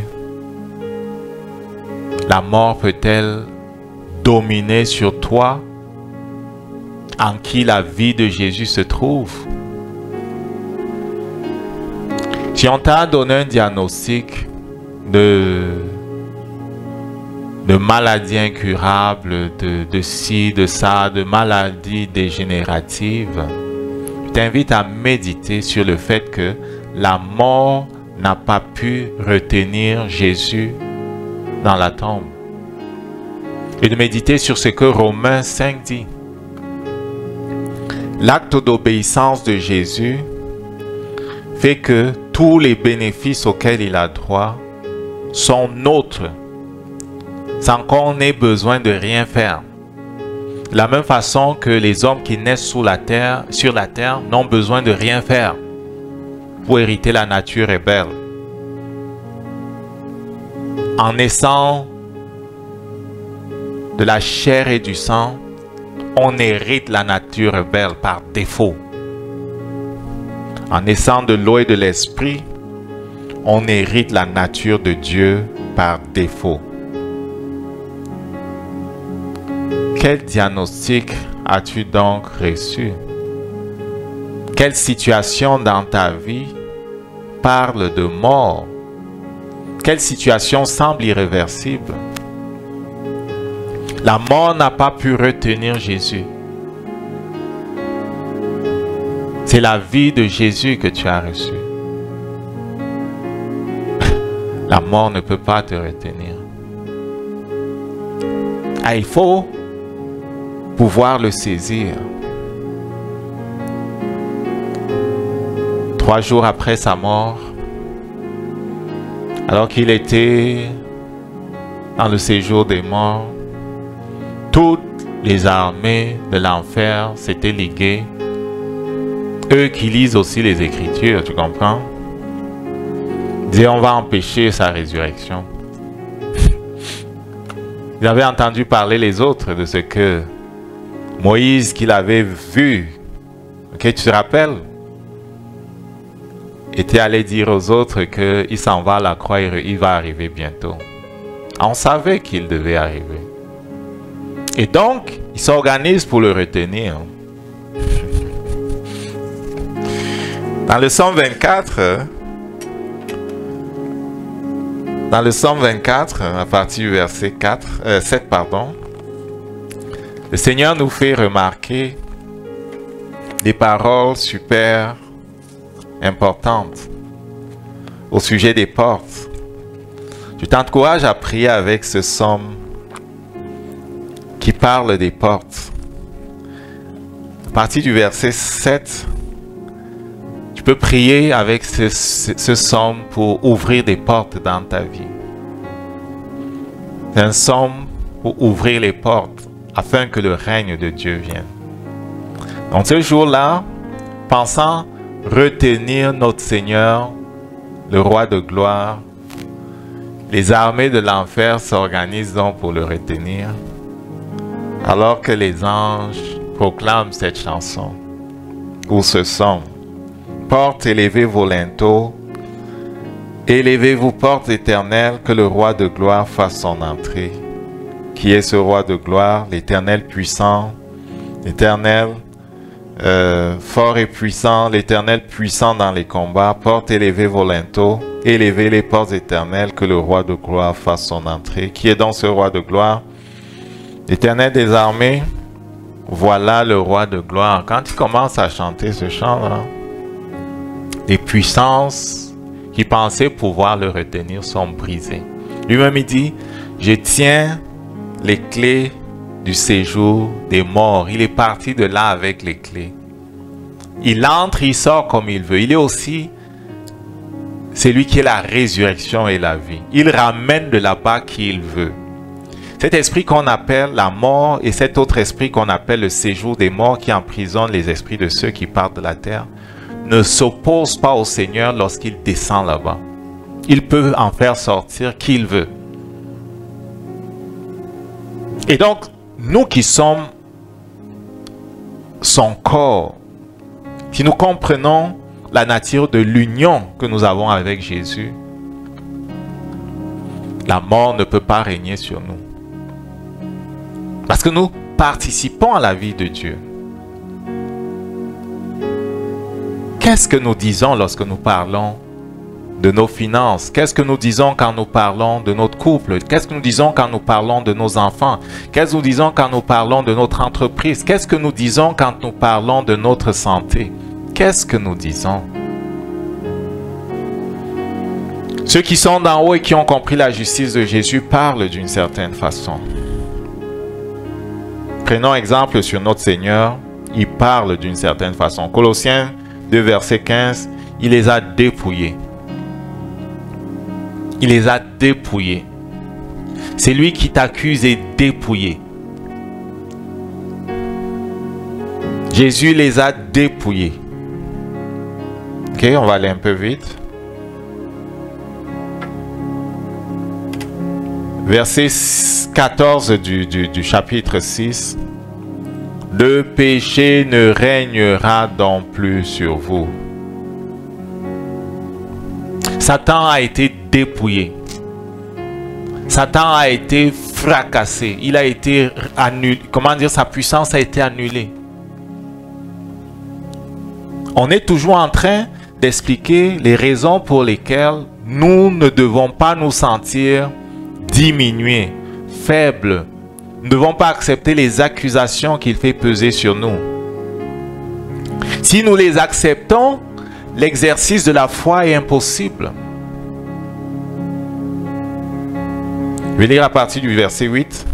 Si nous sommes morts avec Christ, si nous avons vraiment entendu l'évangile de Christ, qui parle de la croix, qui parle du renoncement aux œuvres mortes, qui parle du renoncement à nous-mêmes, et que nous nous sommes donnés comme on doit se donner. Nous sommes passés sur l'autel de sacrifice où, qui représente la croix, tu comprends, où on a été mis à mort. C'est de ça qu'il est question. La nouvelle naissance, c'est notre mort. C'est la mort du rebelle. Peut-être tu aimeras mieux que je dise comme ça. C'est la mort de celui qui naît d'Adam. Il faut que celui qui est né d'Adam et qui a la nature du péché, qui ne peut pas en passant être amélioré, c'est pour ça qu'elle doit être mise à mort, parce que Dieu ne sait pas améliorer la nature du péché. Dieu n'a pas prévu de l'améliorer du tout. C'est pour ça que celui qui naît d'Adam, lorsqu'il entend le message de Jésus-Christ, doit accepter de renoncer à la nature adamique et à la mettre en fait sur l'autel pour qu'elle soit consumée et détruite. Si la graine de blé qui tombe à terre ne meurt, elle reste seule.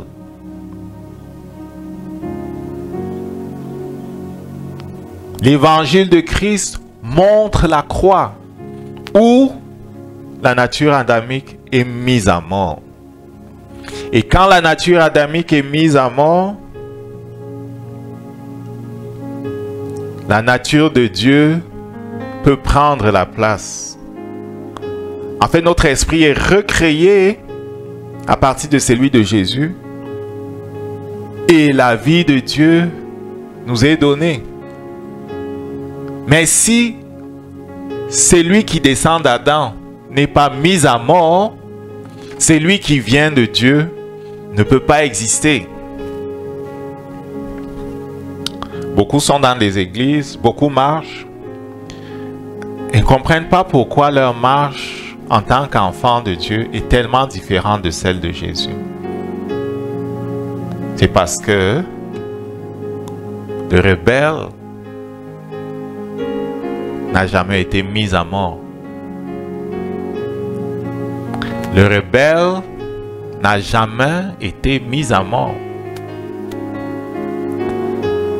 Le rebelle n'a jamais cédé la place à la nouvelle création. Lorsqu'il dit à Nicodème, il faut que vous naissiez d'en haut, nul n'est besoin d'expliquer que ça passe par la mort de l'ancien.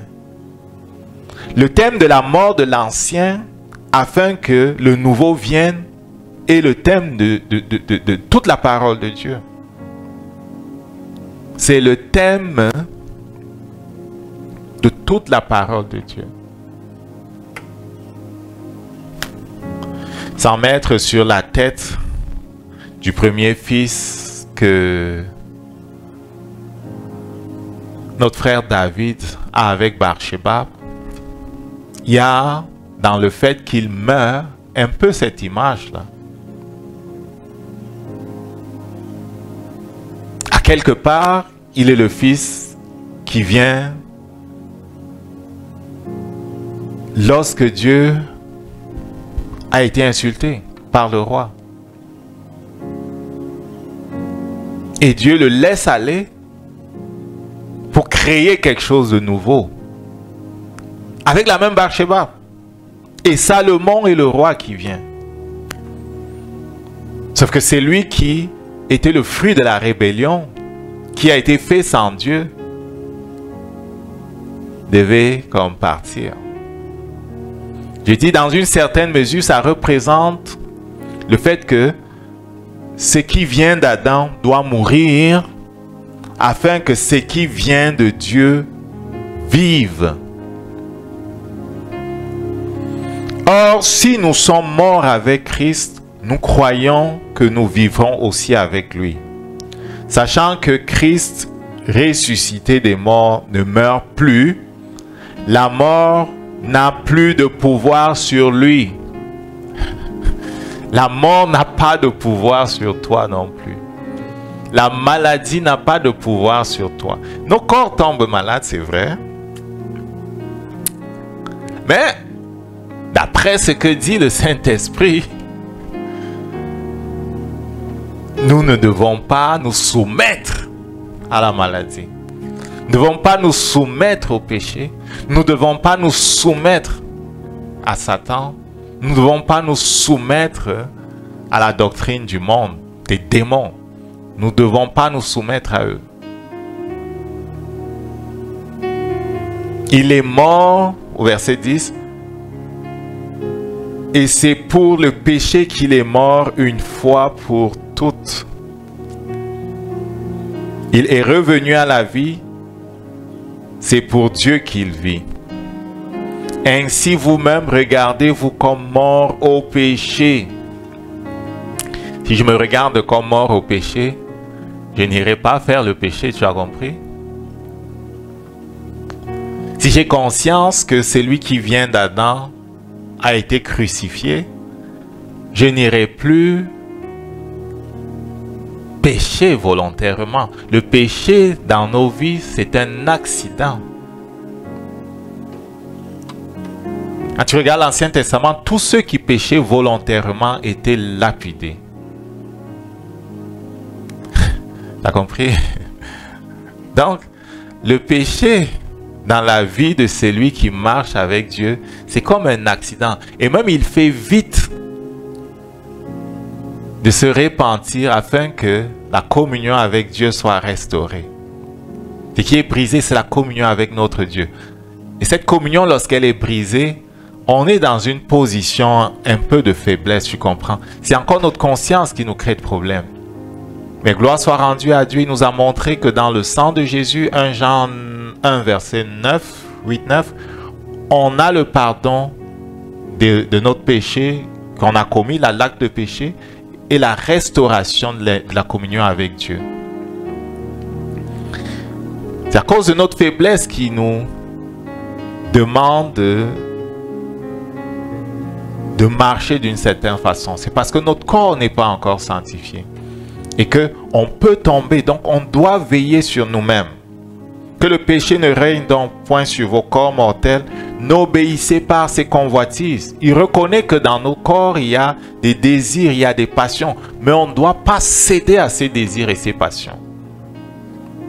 Ne livrez pas vos membres au péché comme des instruments d'iniquité, mais donnez-vous vous-même à Dieu comme étant vivant de mort que vous étiez. Tu comprends?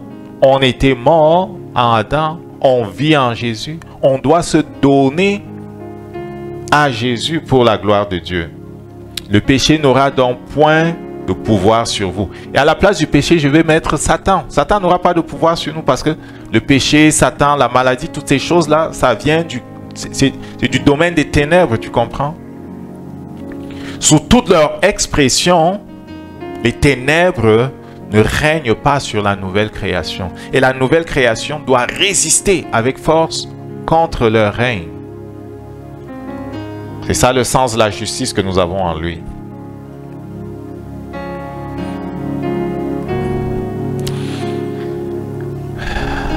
Quand nous lisons la parole de Dieu, on se rend compte que elle proclame la perfection de l'acte que Jésus a accompli. Et avec Hébreux, même que nous étudions actuellement, dans le cadre de ce cours-ci, mais études bibliques les mercredis, on se rend compte que l'acte de Jésus est tellement parfait que les Juifs sont encouragés à ne pas retourner au judaïsme et de considérer la perfection de ce que Jésus a fait. Il n'y a pas de comparaison entre les deux. Il n'y a vraiment pas de comparaison. L'un n'enlève pas la conscience du péché, l'autre l'enlève entièrement et donne à ceux qui croient la nature de Dieu. Si la rédemption ne nous délivrait pas de la conscience du péché, c'est que le christianisme ne serait pas différent du judaïsme. La grosse différence qu'il y a entre les deux, c'est que là où les gens continuaient de faire des sacrifices, même après la mort de Jésus, il a fallu que le temple fût détruit en 70 pour qu'ils arrêtent les sacrifices là. Ils continuaient de faire des sacrifices. Donc, on continuait de faire des sacrifices. Donc, la conscience du péché poussait les gens à faire des sacrifices. Alors que dans le nouveau système, un seul acte de justice avait sanctifié ceux qui croient. Tu comprends? Donc, il est impossible que en Jésus-Christ, le Père ait accompli quelque chose qui est inférieur à l'ancien système ou qui ne nous ramène pas au moins où Adam se trouvait. Et la vérité, c'est que le Père nous ramène où Adam se trouvait en termes de justice. Bien important de comprendre ça. Donc, ce que Jésus a fait nous libère de la conscience du péché. Et la foi de celui qui a la révélation de cela peut s'exercer sans limitation. Alors pour celui qui n'en a pas encore la révélation, ben, sa foi est comme une fleur qui est fanée, qui est obstruée par la conscience du péché, de la faiblesse et de toutes sortes d'affaires. Amen.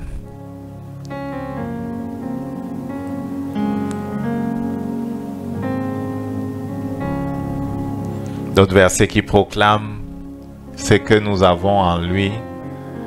Où est-ce que nous sommes par rapport à l'ancien système? D'autres versets qui proclament que les choses sont devenues nouvelles. 2 Corinthiens 5, verset 17. Toutes choses sont vraiment devenues nouvelles. Il n'y a plus de condamnation. Amen.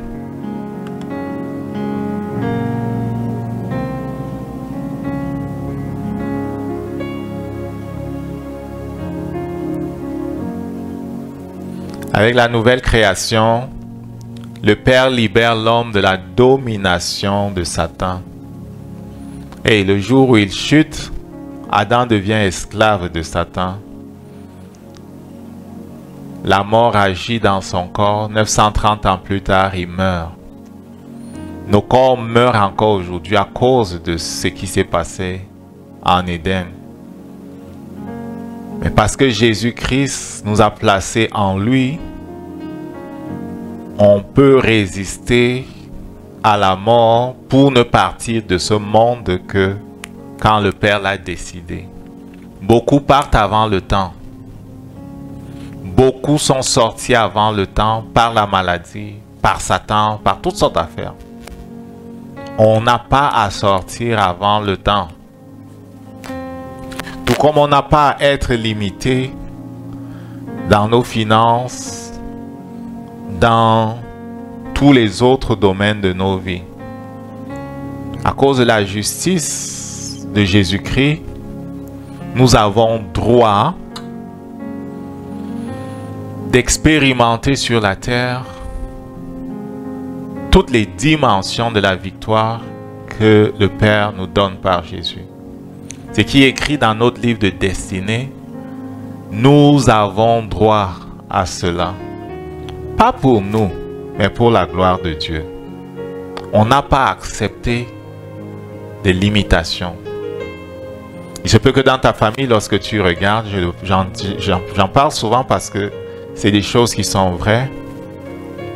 On va observer des patterns. On va observer des choses qui frappent les gens. On va observer des limitations qui se répètent. On va observer des choses qui se passent dans une famille, dans une région, dans un pays. Des esprits qui règnent et qui imposent une certaine limitation sur les finances, sur la vie sentimentale, sur les couples, sur les enfants, sur le pays, aux gens, quoi. Parfois, ce sont des maladies, c'est toutes sortes d'affaires, parfois des problèmes émotionnels. Et les gens vont les accepter en disant, ben, dans notre famille, c'est comme ça, dans notre région, c'est comme ça, tout le monde a ceci, tout le monde a cela, c'est normal, on n'est que des hommes. Écoute là. Le Père dit que parce qu'on est passé de ce royaume-ci, où en tant que descendant d'Adam, on était dominé par Satan, pour entrer dans le royaume de Dieu, le seul acte de justice de Jésus nous donne droit à tout. On n'a pas à accepter les autres choses. Est-ce que tu es prêt à te lever, à te soumettre au Saint-Esprit pour résister au diable?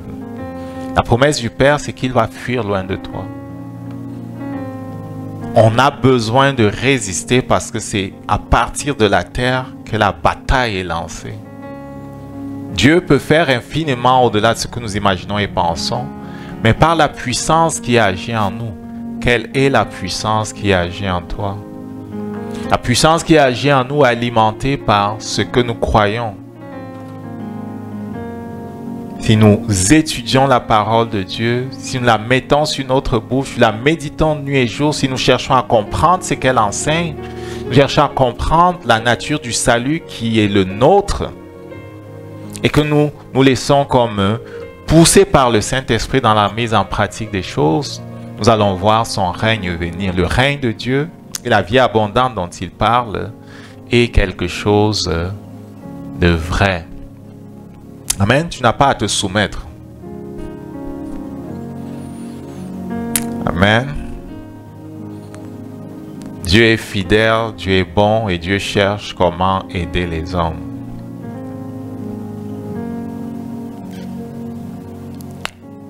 Amen. Que Dieu nous aide.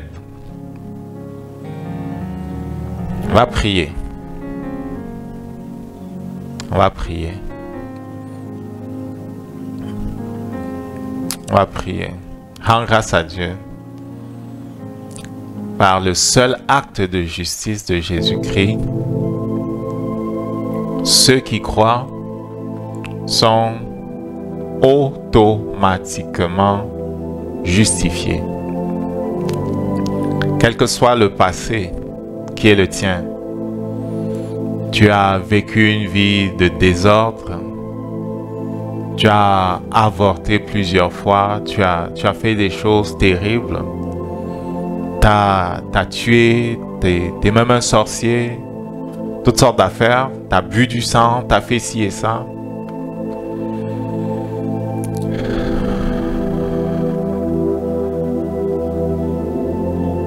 Les rêves que tu fais, ta vie, en tout cas tu sens que tu n'es pas libre.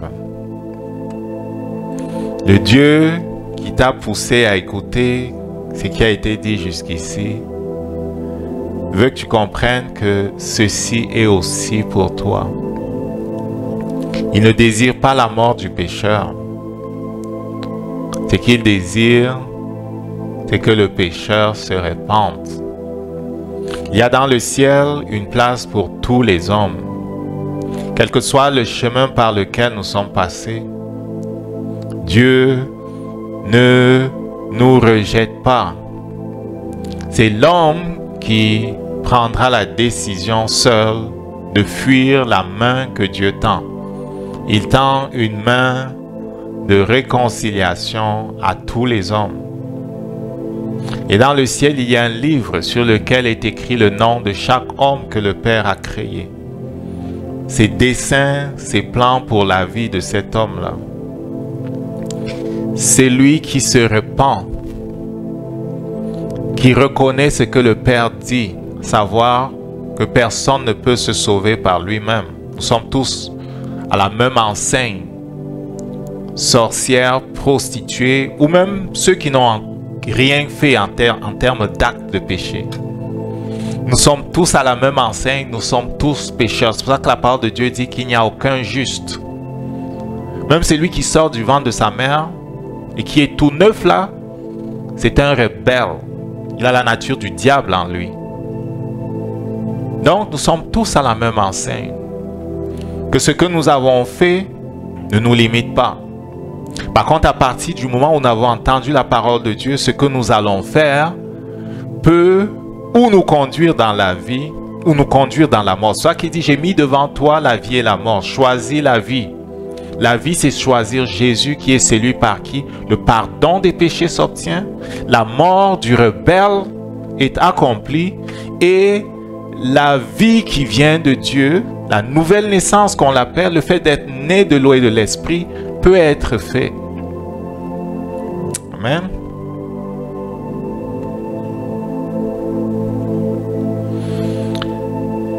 C'est la première fois que tu entends cette parole et qu'elle te touche. Je veux que tu répètes après moi pour recevoir Jésus dans ton cœur. Si tu es venu à lui et que ta vie n'a pas été steady, n'a pas été comme ferme parce que le rebelle n'était vraiment pas mis à mort, tu n'as fait pas renoncer à toi-même, je vais t'inviter à prier. Et après, je vais prier pour ceux qui sont malades ou qui sont oppressés. Et Dieu va les guérir et Dieu va les délivrer.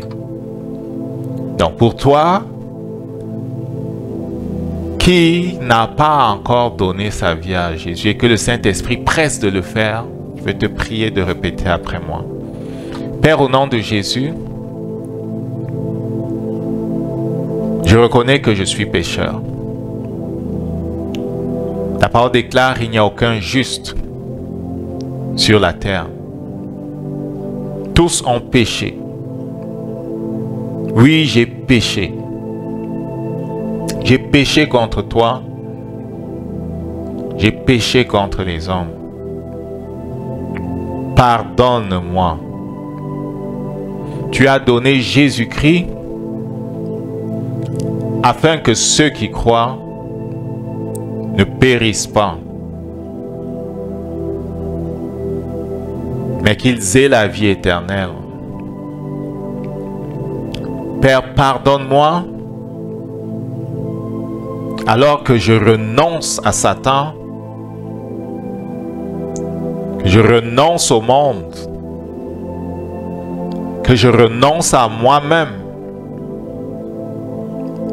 Père, je prie que tu me laves et que par Jésus-Christ, tu changes mon cœur. Père, donne-moi un cœur nouveau et donne-moi la vie qui est en toi. Je veux vivre de ta vie. Merci, tu me libères du péché. Tu me libères de la mort. Gloire à toi, Seigneur. C'est la première fois que tu fais une prière comme celle-là ou si tu reviens à lui, je te prie de nous donner des nouvelles. On veut prier avec toi. On veut vraiment te soutenir et on veut t'encourager, t'aider à trouver une église dans la place où tu es pour cheminer avec des frères et des sœurs. Il va falloir que tu passes par les eaux du baptême à un moment donné. Il va falloir que tu sois immergé dans le Saint-Esprit. Okay? Je t'encourage à lire la parole de Dieu et à voir en Jésus-Christ toi. Parce que Dieu voit Jésus en nous. Donc dans les Écritures, c'est nous que nous voyons dans la personne de Jésus. Amen. On va prier pour ceux qui ont des besoins. Tu mets la main là où tu as besoin d'être touché dans ton corps. On va prier. Si tes besoins ne sont pas au niveau de la santé, je vais prier à la fin pour les autres besoins. Crois que Dieu se lève pour toi. Ce que Jésus a fait vaut pour la santé. Cela vaut pour tous les autres défis qu'on peut avoir. Nos finances, notre vie sentimentale, nos entreprises, n'importe quoi. Partout où Satan nous fait la guerre, il doit se retirer. Parce que l'agneau de Dieu a été immolé. Amen. Père, nous te rendons grâce, l'agneau de Dieu a été immolé. Par la puissance du Saint-Esprit, sur la base de l'acte de justice qu'il a accompli, je prends maintenant autorité sur tout esprit d'infirmité qui agit dans la vie de mon frère et de ma sœur. Esprit d'infirmité, entend la voix de Dieu. Sa parole proclame la liberté de ceux qui croient. Je te commande donc de te retirer. Tu n'as pas le droit d'oppresser. Jésus-Christ est Seigneur. Je te commande de te retirer au nom de Jésus. Je maudis tous les autels qui parlent contre ta vie, où qu'ils se trouvent. Je les maudis au nom de Jésus. Je leur commande de se taire. Je prends autorité sur tout organe qui dans ton corps ne fonctionne pas bien. Organe, je te commande d'être fort, d'être restauré. Je parle au cerveau, sois restauré. Je parle aux yeux, sois restauré. Aux nerfs olfactifs, sois restauré. Je parle aux reins, soyez restaurés. Aux poumons, au pancréas, au foie, à tout organe en toi, je commande la restauration. Je commande la vie. Même les os sont touchés par la vie de Dieu. Les muscles par la vie de Dieu. Les tendons sont touchés. Tout ce qui est en toi de faible reçoit la visitation de Dieu. Tu es fortifié au nom de Jésus. Ton nerf coincé, décoincé, tout cartilage qui manque à quelque part en toi repousse par l'autorité, la puissance du nom de Jésus. Je réprime toute douleur en toi. Père, merci, tu donnes la vie. Tu donnes la vie, Jésus. Que ton shalom touche les autres dimensions de la vie, Jésus. Les finances, le couple, les rêves, Seigneur, les entreprises, les emplois, les familles, les relations. Que ta main touche, Seigneur, et libère. Que ta main touche et libère. Que toute porte fermée soit ouverte au nom de Jésus. Les portes de faveur. Et que les portes de malédiction se ferment au nom de Jésus. Père, que ton nom soit sanctifié. Tu es notre source. Gloire à toi, tu nous as libérés de la puissance du diable. Gloire à toi, Jésus, pour l'enseignement. Gloire à toi pour la grâce de comprendre, alors que nous méditons sur la justice et l'acte que Jésus a accompli. Donne-nous de comprendre qui nous sommes en lui. C'est en vertu de ce qu'il a fait que nous sommes justifiés, que nous sommes saints, que nous sommes forts, que nous sommes qui nous sommes dans ce monde. Gloire à toi, Jésus. Tu es notre source. Que ton nom soit sanctifié. Amen. Amen. Que la paix soit avec toi. Retrouvons-nous dans 2 semaines dans le cadre de ce cours. Et pour les autres programmes, les dimanches à 10h, heure de Montréal, nous célébrons notre Seigneur. Les mercredis, nous étudions sa parole. Et bien d'autres activités se passent comme la méditation, la parole de Dieu à chaque jour. Si tu n'as pas de canevas de méditation, je t'encourage à considérer la possibilité d'utiliser immersionrema.com. Je t'encourage à aller visiter, de voir à chaque jour. Le Seigneur nous bénit à travers sa parole que nous méditons. Nous sommes actuellement dans le livre de Jean.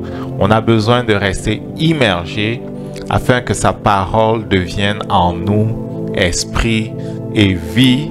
C'est par sa parole que nous régnons. Amen. Que sa paix soit avec toi.